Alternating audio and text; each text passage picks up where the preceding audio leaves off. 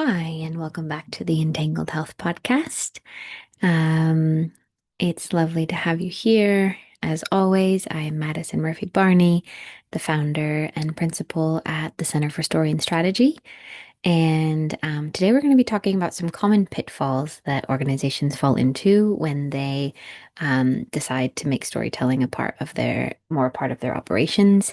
And as always, I'm going to start off with a little bit of a piece from or an insight from the industry and from the news about um, you know, the relevance of this. And so this, probably we've all heard of this or something similar, but Save the Children, the one of the world's largest international humanitarian organizations, is constantly facing severe backlash for multiple fundraising campaigns that many have labeled as exploitative and as poverty porn, and calling out the imagery that tokenize communities they claim to support. And there's just truly, really no um, excuse for this type of um, like treatment of other human beings. And we see it so commonly. And there's so much like saviorism in stories.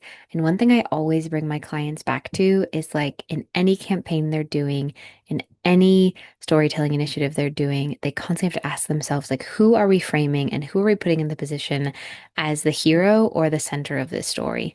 And like that one question will save from so much of like the really just like gross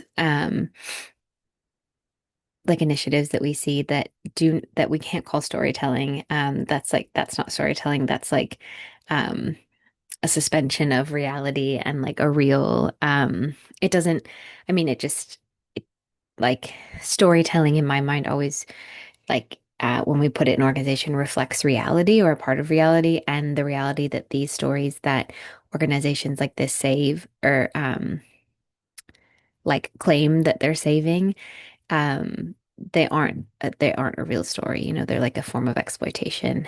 And um and so yeah, it's really um these campaigns are often called like degrading images and things like that, and they are. And so often it's just like an overpromising of simple solutions, and real storytelling at its core is not.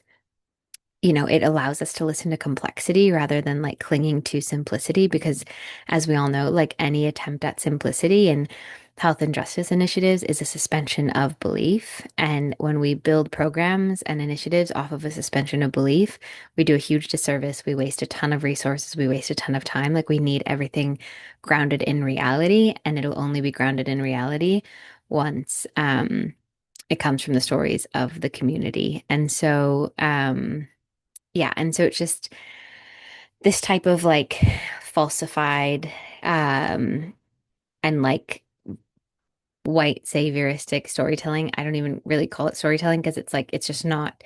It's like it's just exploitation, and it has this idea that like some people can save others, and it's like no, every community and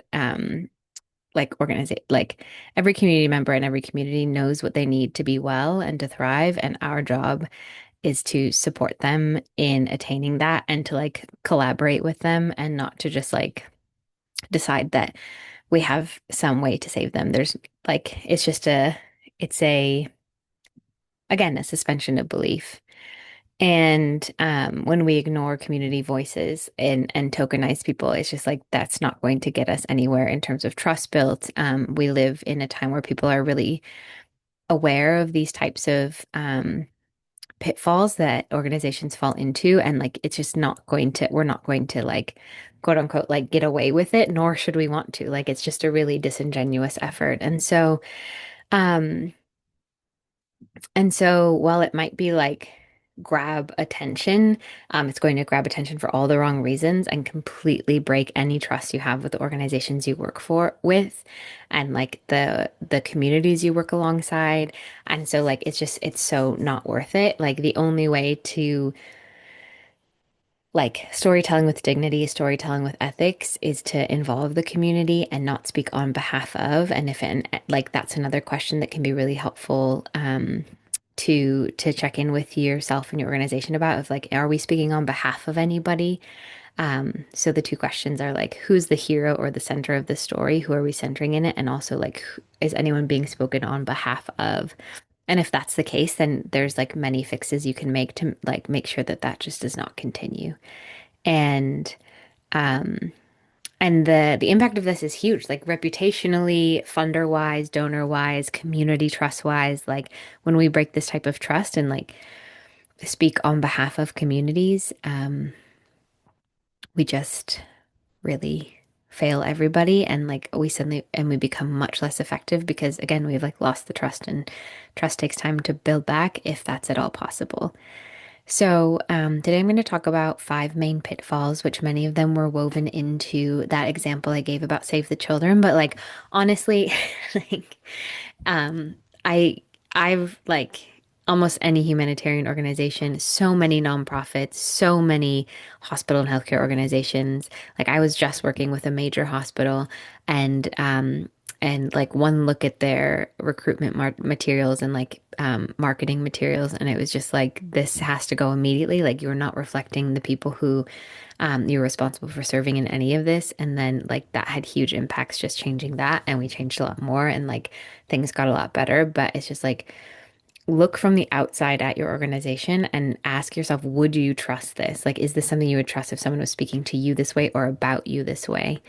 Um, so yeah, it's just it's inexcusable and it's also just like ineffective and inefficient. And like again, we live in a time where efficiency and effectiveness are so important. And so that's where we need to put our efforts in like what works and what upholds the like dignity and integrity of our organization and the communities we serve. So the first pitfall is extraction over relationship. I've touched on this a bit, but when we gather stories without care or reciprocity or follow up,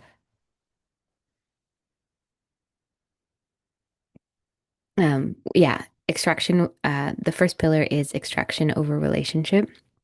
Like when we gather stories without care or without reciprocity or follow up, um, like that's just not a well done storytelling initiative. You're not going to continually be able to have and record and gather great stories because like when you extract, you break trust. And when you break trust, like great storytelling comes from trust and simultaneously is a trust building exercise. So it's like beautiful in that way of like they feed each other. But when we do extractive and like and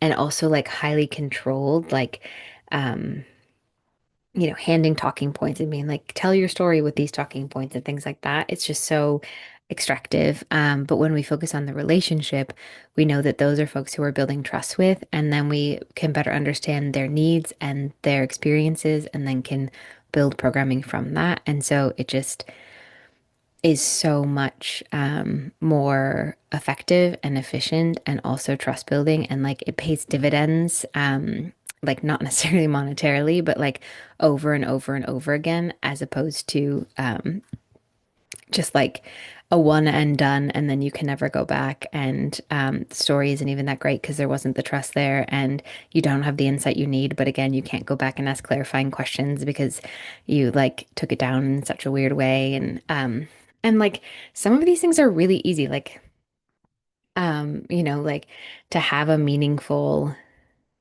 caring story gathering initiative is like, are you feeding people? Are you doing this in times that work for people? Are you making it easy and convenient for them to be there? Are you compensating them for their time if they're taking time out of their day to do that? Like, there's just so many like baseline things. It is like, this is a really easy, how do you think about your life? Think about the places you tell stories, like dinner tables and walks with friends and things like that. And how can you make any story gathering effort as much as a natural part of that because storytelling is a natural part of every day, all of our days. So like just do that. Like it's not that complicated and we overcomplicate it so much and like get so like weird about it and it's like it doesn't have to be weird. It can just be like we're building a relationship. Storytelling is a part of that. Like, how do we do this with care? How do we do this with reciprocity?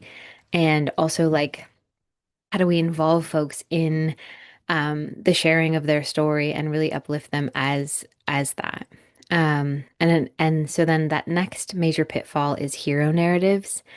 Um, and this is focusing again, like we talked about this in the Save the Children example, but always ask yourself who is the hero of the story or the center of the story, and is anyone being spoken on behalf of? And so often, like I work with organizations that when I look at their storytelling and how it's done, they are always the hero of the story, and it's like, okay, but like who are like an organization isn't a compelling hero. Like, who are the people? Like, what did the people contribute to your organization to like get you where you are? And like, what are the stories there? Um, I think about, I worked at StoryCorps for some time, and the founder there really is a fan of Studs Terkel. And at the ribbon cutting ceremony for the first Grand Central Station booth, Studs Terkel said, we know who the architect of Grand Central Station was, but who laid the bricks, who, built the ceilings, things like that. And so it's like those are actually the interesting and compelling stories that pique people's interest rather than like having a hero narrative of like one organization did this on their own or like the organization saved the day and things like that. So those hero narratives, when we make the organization and make our teams the hero. And like, granted, y'all do great work. Like, there's a lot of importance in like uplifting those narratives, and there is a time and place for your organization's hero story. But if you are telling a story that involves community members and you're consistently centered or the hero, it's time to revisit that a little bit. And um, when we avoid these types of narratives, we're also able to focus on like collective systemic context and um, just step away from saviorism and instead like let the story be a story and let it stand for what it stands for rather than trying to sort of control the context it's in and things like that. The third is tokenization, and this is so common, and I fully understand like when organizations like your own are, on a time crunch and have just like, oh, we need a story, and we call upon the usual suspects. Like, if there are only one or two voices that you use to represent your entire communities, like that's a trust problem, and storytelling can support you in like remedying that trust problem and building that trust back up. But it has to be done in a really careful way. And like, of course, I can support your organization if that's something that you want to build back up. But if there's only two people constantly saying, or like telling their stories and representing your organization and saying they represent their entire communities, we really need to think about like expanding trust so that others want to share their stories, and that when they share them, they feel like it builds more trust, and that when they share them, they are listened to, and that strategy comes as a result of that. And so tokenization is a huge one, and it just eats away, it just erodes trust, and often um, I call it almost like more like checkbox storytelling than like real authentic storytelling. And like that's just it's so easy to plan around and make sure that like that is not the type of storytelling that's happening at your organization. It just takes a little bit of like thought um, and effort. And um,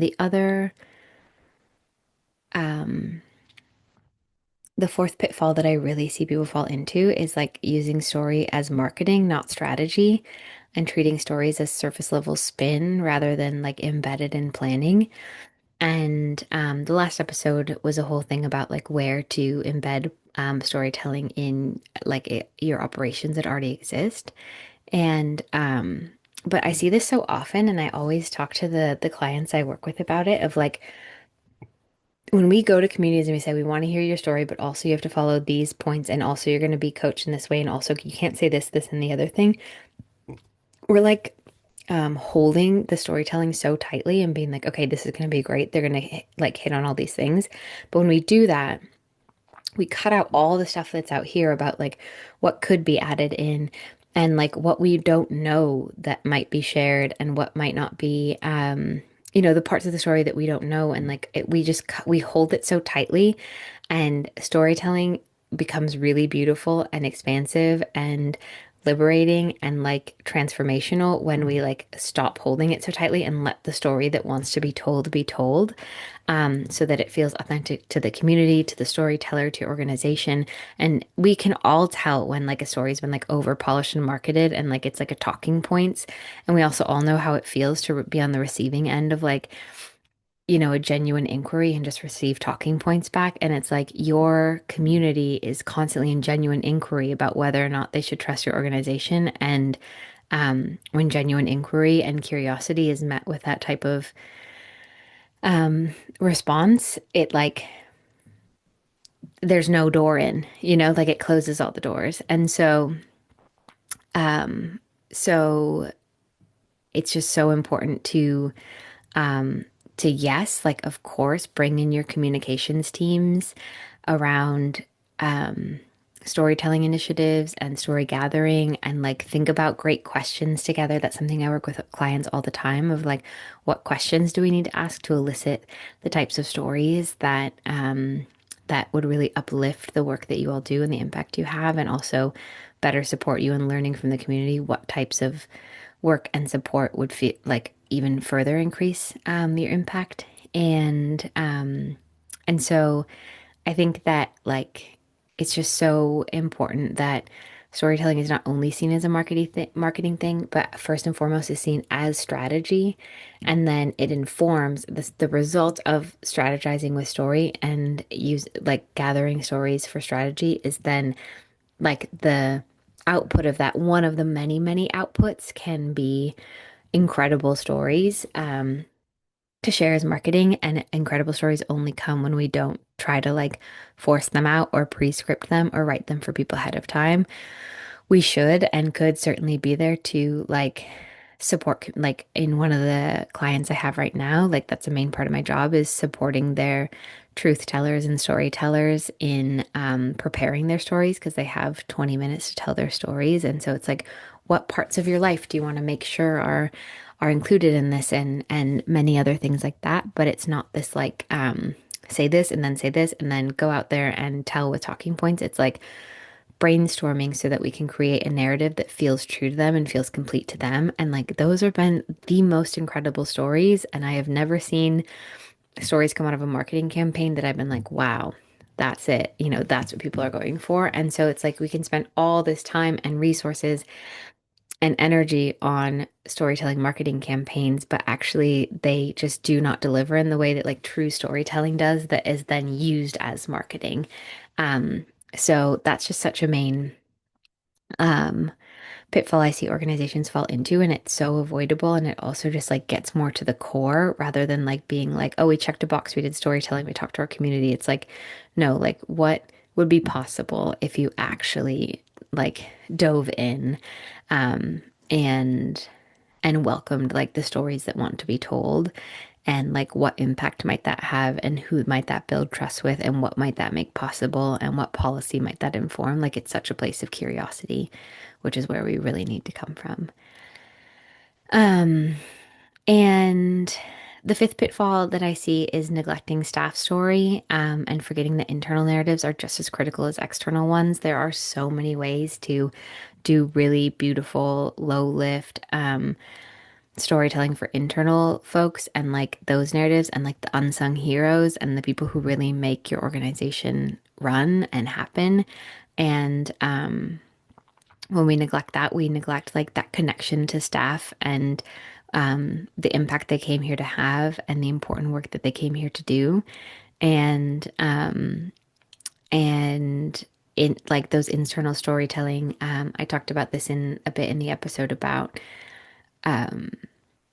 like where to slide storytelling in and add it into all of our organizational efforts. But when we have stories from staff, they really shape, they are trust building with the community, because it's like when the community hears like who these people really are, that's all they want to know. We all want to know the people caring for us as our providers or from nonprofits or from justice organizations, we all want to know that they are like real people and who they are. And there's a way to do this that I want to be really clear. We do not want to get into the thing that I see a lot of organizations do where they're like asking people to tell about like the worst day of their lives or like the like overly intense and things like that. Like that's not connective. It's just too intense. It's like asking really good questions that elicit stories that people can then that can then be shared externally facing, and then people in your community realize like, oh, like that I see part of myself in that story. Like I like that's a place I want to go for care. That's a place I want to go for services. Um, and so when we neglect staff story, we just like really we've done like, and we really focus on community story. Like that's really beautiful and important, but we have to build up both to have that like two-way street. Otherwise, everything's going to get clogged on the one way. Like we really need two lanes for every like stories to come and go, that trust to build, those like ideas to generate of like, oh, that person has that, and I have this, like what, like this experience. Like I wonder if they've ever thought about this as a program and things like that. And it adds that like generative energy that we all really crave in like work and life, and the things we care a lot about. So, yeah, do not forget that internal narratives are just as critical as external ones. And my assignment for you today is to look at your work and identify one place within your organization where one of these pitfalls might be present. Or maybe you're in a place of extraction over relationship building, or really over reliant on hero narratives or tokenization. Perhaps all of your storytelling campaigns are just marketing and not informing strategy. Or maybe you're neglecting staff stories, or maybe there's other pitfalls, and I'd love to hear about those too. And and if you're interested in diving more into this in your work, this is the exact kind of like diagnostic and support work that the Center for Story and Strategy does in our with our retainer clients, where we spot these storytelling pitfalls early and redesign practices to build trust, not harm. There's also story hours offerings where folks are able to have a suite of trainings of how to implement all of this, and then also come to twice monthly calls with others as well, and receive feedback on like what might what they might want to change or tweak or think about. And so, like, those are really generative, beautiful conversations. And so, reach out if you're interested in any of that type of support. And just remember until next time that storytelling isn't just about telling, it's about how you listen and frame and honor. And so when we avoid these pitfalls and others, story can be a really powerful and transformative internal and external organizational addition. So thank you so much. Have a wonderful rest of your week, and I look forward to connecting soon.